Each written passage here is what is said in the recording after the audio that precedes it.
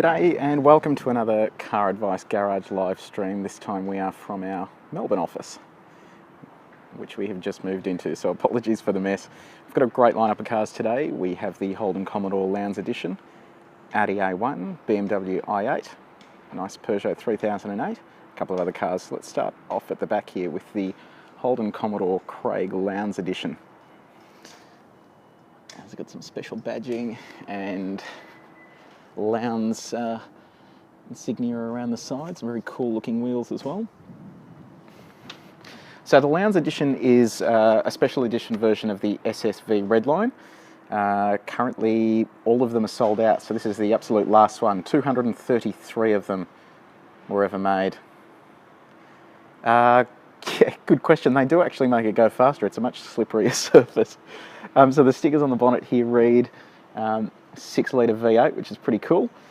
Being based on the Redline, it comes with the Brembo brakes. Also has 20-inch alloy wheels. Got Brembos on the rear as well. And quad exhaust pipe as well. Some really cool black highlights there too, which is not too bad. Have a look inside the cabin. Of course, SSV Redline, we've got a button here to open everything up. Alrighty, so basically VF Commodore inside as usual. The Lowndes edition also comes with a Lowndes signature, which is pretty awesome if you're a Lowndes fan. Now, of course, Lowndes actually celebrated his 100th win just recently and also coincided with the 888th V8 Supercars race. So it all sort of came together for him, which was really good news. So in here, of course, we have the MyLink infotainment system, which is unique to Holden and a great implementation of a colour touchscreen that does everything you need it to do. You can do Pandora radio streaming, you've got Bluetooth and phone connectivity as well. Under the bonnet of the SSV Lowndes edition, we have a 6-litre V8 engine that makes 260 kilowatts of power, or 270 kilowatts if you've got the 6-speed manual like we do here, and then 517 or 530 newton meters of torque, depending on whether you're the auto or the manual. It also comes with FE3 sport suspension, which is slightly firmer than a regular SS. Might pop the bonnet, give you guys a look.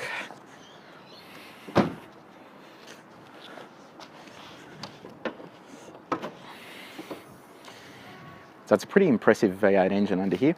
So the Lowndes edition is priced from $57,990 for the manual that we've got here, but like I said, they're all sold out, unfortunately, so there's none left anymore. One of the cool features, though, of the Commodore is remote start. You can't get it with the manual for obvious reasons. Good question, Kev. We don't know just yet. The latest version of MyLink we tested in the Insignia, and that didn't have any form of CarPlay or any Android features either, which is a shame. And last look here just at the roof, offset colours. So the other car we've got in at the moment is the Audi A1 1.8 TSI. So this guy is priced from $39,900. This one's got about 5 or 6 grand worth of options on it. So you can see there the red lip. We'll go to our key box and find the key for it. Here it is here. So the Audi A1 has some really cool headlights on the new model. So it's got, it's hard to see here, but basically it's got some really cool LED features to it. Now, being the A1, it's quite pokey inside. So there's not a great deal of leg room in the back, but you get these nice seats which are optional with the Alcantara and the S-Line badging there as well. So I'll turn this over, have a bit of a look. Now, of course, no proximity sensing key, which is annoying, which means I'm going to have to put the key in manually into this hole. All right. So the A1 comes with a retractable screen that can come and go. With navigation that's controlled down here using these levers. It's quite a premium feel to the cabin. Great radio as well. Like I said, it's quite a small car. Under the bonnet of the A1 we have here is a 1.8 litre 4-cylinder turbocharged engine. Makes 141 kilowatts of power and 250 newton metres of torque. It's good for a 0 to 100 dash in 6.9 seconds. And it comes with a 7-speed dual clutch. Shamil, would you like to join CarAdvice? Well, it's not all fun and games here, unfortunately. If you would like to join, we are running a competition called the Correspondent that gives you the chance to win a trip to Tokyo and also join the CarAdvice team. All you need to do is head to thecorrespondent.caradvice.com.au for more details. So let's check out the back of the Audi A1. So it's a pretty impressive looking car. I mean, it's quite compact, it's well rounded, has a reasonable sized boot. And it's interesting here, the headlights come up with the boot, they're integrated in, and then you have these emergency lights here if you're pulled over so people can still see you. So the boot's not too bad for a car this size. But again, it's $40,000, so it begs the question, should you just get the GTI? Look, it does feel pretty good. The 1.4 it's a perky engine, and this car doesn't weigh much, so the 1.8 sort of really gets it moving along. But like I said, you could have a Golf GTI for similar money, which is just insane when you think about it. All right, let's grab our key box and we'll head over to the next car, which is one of my favourites. This is the BMW i8. This just looks awesome. So the BMW i8 is BMW's, I guess you could call it a hybrid supercar. So unlike a conventional electric car, which is electric only, the BMW i8 features a petrol engine along with 2 electric motors. So what that means is you get the benefit of the batteries and electric driving, but you also get the benefit of the kick that a petrol engine gives you. So currently we've got this guy on the charge. So you can see here it's flashing blue, which means it's charging. The charge port comes with all sorts of different lights. The wheels and brakes look awesome on this car. They're cross-drilled. Arguably though, the coolest part is the way the doors open. So when you unlock the car, you get a really cool cluster of LEDs there. And the key is quite interesting. It's very different to a normal BMW key. The car's priced from $300,000, which is a little bit crazy. Excuse me, a little bit crazy. I'll show you the back of it as well. Very cool set of headlights that look fantastic at night. So let's have a look here first. So this is your boot essentially. This space right here. So there really sort of isn't much room in there to do much. Under this section is the engine, which is the heart of this beast. It's only a small 3-cylinder engine, but it gives this car the poke that it needs. It's also mated to a dual clutch automatic gearbox. Question from Scott. Yes, you can send in questions. You just need to be on the Periscope application on iPhone or Android. So check this out. This is the door and the way that it opens. Very, very cool stuff. Now before we step in, this is a carbon fibre tub. So you can see the lining sits around the entire car. Marika, this car is $299,000, which is a fair bit of coin. You can see the cutout here, it's quite impressive. So getting in and out is quite tricky. If you have a look how high that sill is, you've basically got to climb over, or actually just fall into the car. That's normally what I do. This section here displays your speed, but at the moment, because the car's charging, it tells you when it's going to be full. So at this stage, it's telling us that at 2:47 p.m, the car will be full and ready to drive with a range of about 26 kilometres on full electric. Now, 26 kilometres may not sound like much, but they've done that to reduce the weight. So this thing only weighs around 1,400 kilos. If you started loading it with batteries to give it extra range, it would be slow and not very sporty, especially with such a small engine in the back there. So what they've done is limited the electric range and then allowed the 2 sets of electric motors to give it the boost that it needs when you step on the throttle.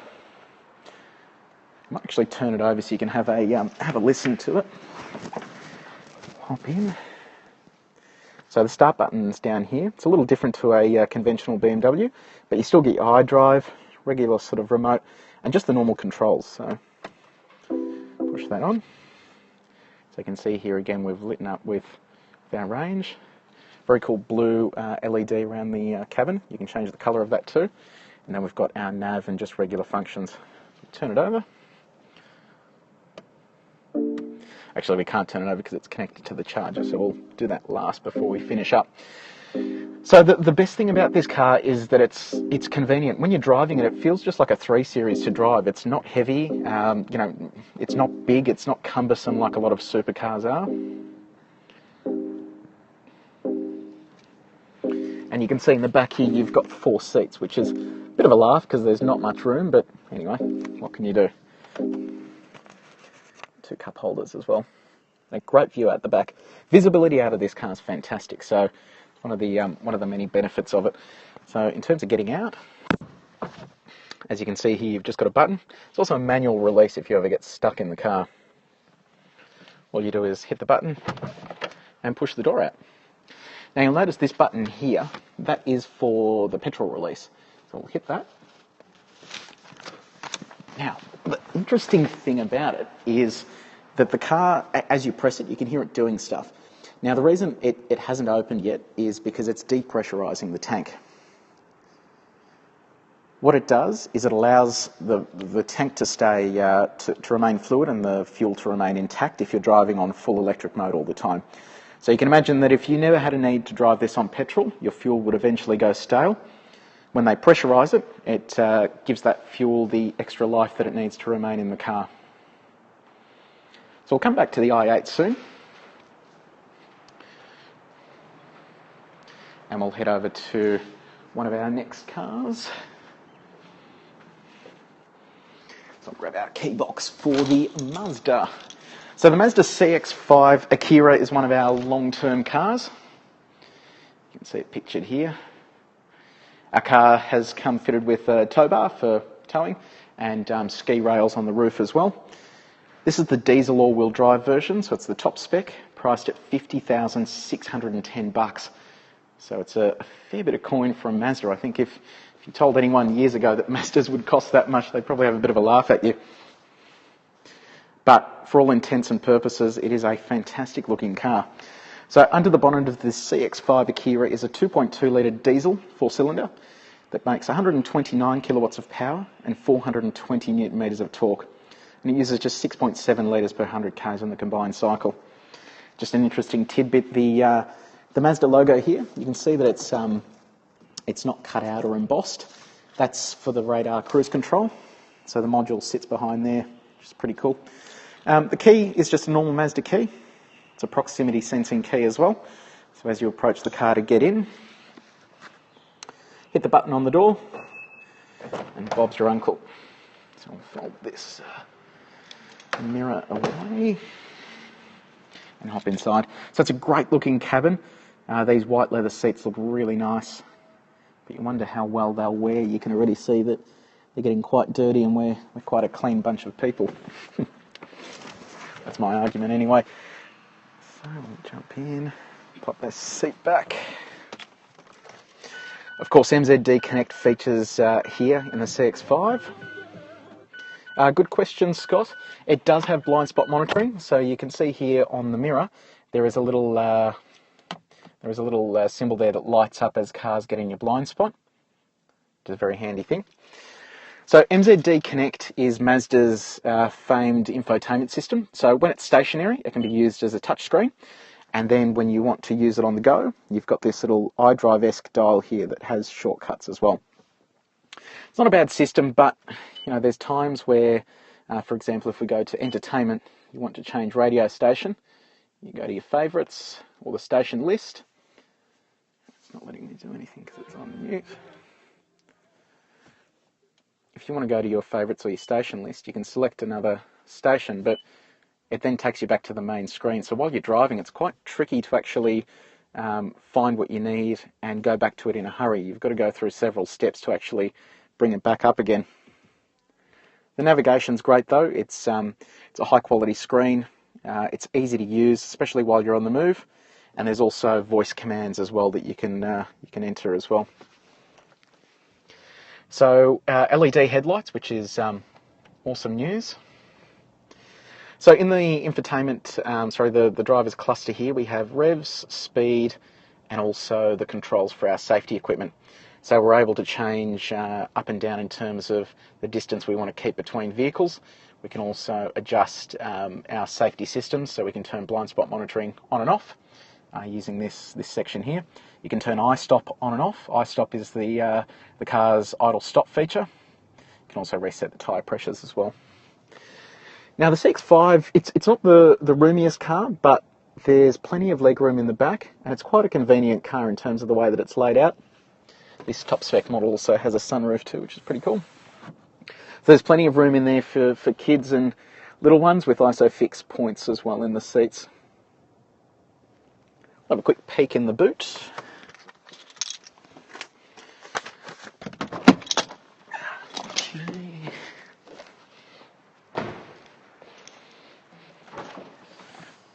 So it's a fairly generous boot that Mazda gives you, and I quite like the way this system works here with the cargo blind.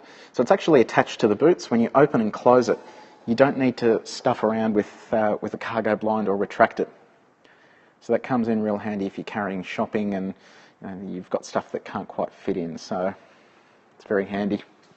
And a decent floor space here as well for a full-size spare tyre, which is very handy when you're going to the snow or you're going to be stranded in other areas where you can't get a spare tyre. So that's a Mazda CX-5 Akera. If you have any questions, let us know. The next car that we're going to jump over to is the Peugeot 3008. So I'll grab the key for it.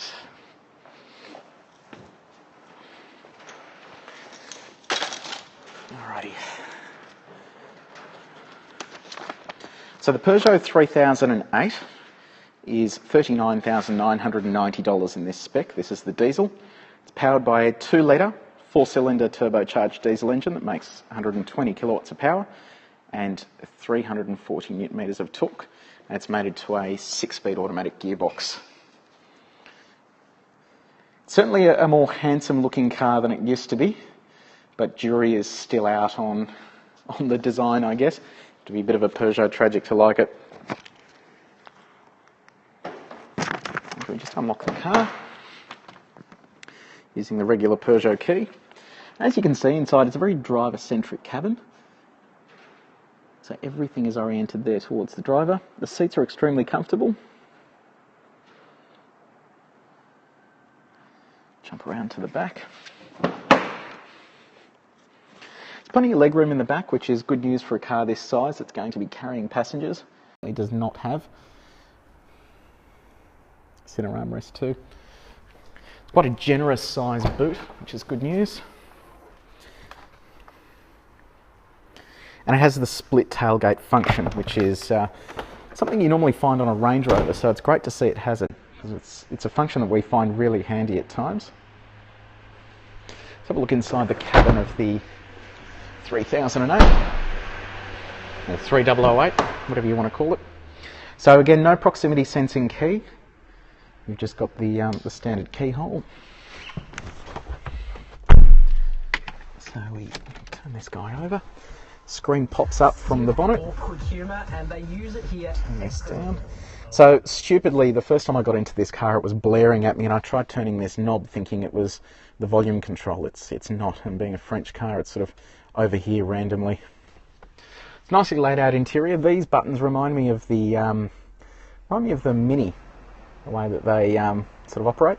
So this is for our panoramic glass roof. It has a retractable blind. Comes over, which is pretty cool. It's not a bad car to drive. It feels nice behind the wheel. There is a cheaper petrol version available, if you're so inclined. And automatic climate control there as well. And lots of storage, which is good news. And again, plenty of legroom in the back for your passengers. So what are these other two cars we've got in the 2012 BMW X5, xDrive 30. So this is a diesel BMW, an E70 model. Belongs to one of the guys. And then finally we've got this little gem here, which is a 1990 BMW 318 IS, which belongs to our photographer E30 variant. Now I promised that we'd have a bit of a closer look here at the i8. So what I'm going to do is disconnect the power for a moment so you can have a listen to the engine. So you can see here it's a specialised power plug. It just plugs into here. Now under here is a 3-cylinder engine, petrol. So we'll turn it over. And it sounds nothing like it, which is quite cool. I'll start it up. That is now on. Have a listen to this.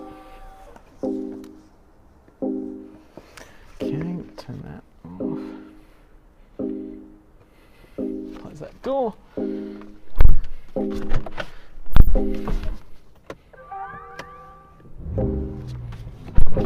All right, have a listen to this.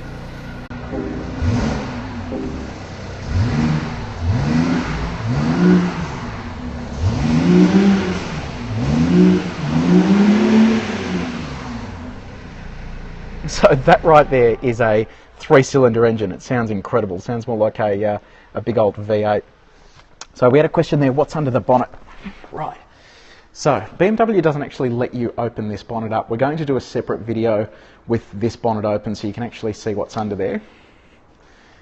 But right here, you can just see that fan moving. It's a radiator for that petrol engine. So because the petrol engine is mid-mounted in this section of the car, it's quite hard to get cooling to it. So essentially that radiator serves as a fan to cool the fluids, but then cool that engine as well.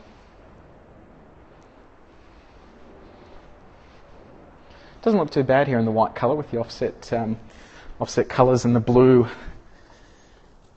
seatbelt. Yeah, it does sound amazing, and that's the best part. When the car's moving, people think it's, you know, a big V8 or something. When you tell them it's actually a tiny little 3-cylinder engine, they sort of fall over themselves.